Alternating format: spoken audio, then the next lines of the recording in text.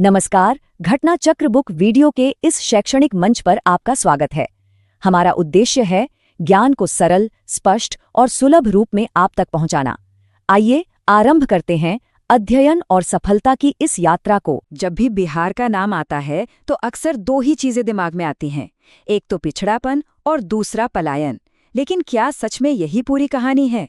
चलिए आज बिहार की आर्थिक कहानी के कुछ ऐसे पन्ने पलटते हैं जो शायद आपको भी हैरान कर दें।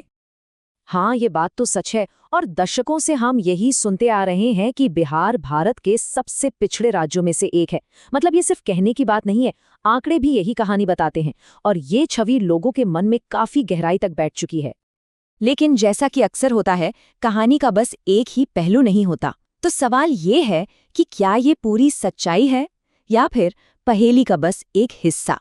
चलिए इस विश्लेषण में हम उस पूरी तस्वीर को देखने की कोशिश करते हैं, एक ऐसी तस्वीर जो सिर्फ चुनौतियों की नहीं बल्कि उम्मीदों की भी है। तो शुरुआत करते हैं बिहार की आर्थिक पहचान से।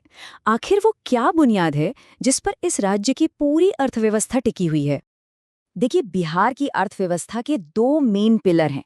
पहला, खेती किसानी, जो यहाँ की लाइफलाइन है, मतलब रोजगार का सबसे बड़ा सोर्स। और दूसरा है इंडस्ट्री, जो कह सकते हैं कि काफी पिछड़ी हुई है। और यही जो बैलेंस बिगड़ा हुआ है ना, यही बिहार की कई परेशानियों की असली जड़ है। और जब इंडस्ट्री जैसा एक बड़ा पिलर इतना कमजोर हो तो इसका सीधा असर किस पर पड़ेगा?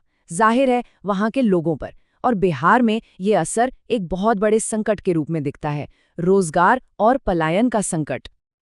तो होता क्या है? होता यह है कि जब अपने ही राज्य में अच्छी नौकरियां नहीं मिलती, जब इंडस्ट्रीज ही नहीं है, तो नौजवान क्या करेंगे? उन्हें मजबूरन अपना घर-बार छोड़कर काम की तलाश में दूसरे राज्यों में जाना पड़ता है। महाराष्ट्र हो, गुजरात हो, पंजाब, तमिलनाडु या फिर दिल्ली। बिहार के लाखों युवा बेहतर भविष्य की उम्मीद में इन जगहों पर चले जाते हैं। और ये कोई नई बात नहीं है, ये एक ऐसा सिलसिला है जो दशकों से चला आ रहा है। यहाँ तक तो कहानी काफी निराशाजनक लगती है ना? लेकिन जैसा मैंने कहा था, ये पूरी कहानी नहीं है। अब कहानी में एक बड़ा ट्विस्ट आता है, एक नई कहानी, विकास की कहानी। इसे ऐसे समझिए कि ये एक ही सिक्के के दो पहलू हैं।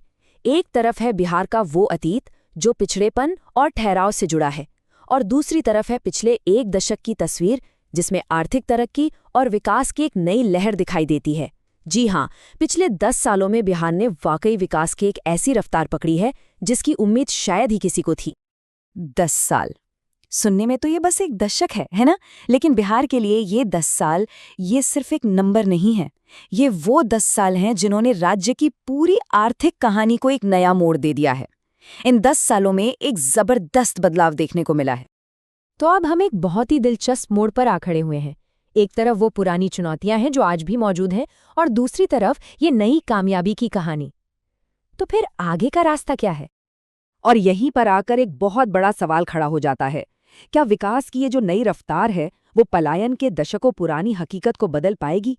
क्या ये तरक्की सिर्फ कागजों और आंकड़ों तक ही सीमित रहेगी, या फिर ये वाकई उन लाखों नौजवानों की जिंदगी में बदलाव लाएगी जो काम के लिए अपना घर छोड़ने पर मजबूर हैं? सोचने वाली बात है, क्योंकि इसी सवाल के जवाब में बिहार का आने वाला कल छुपा है।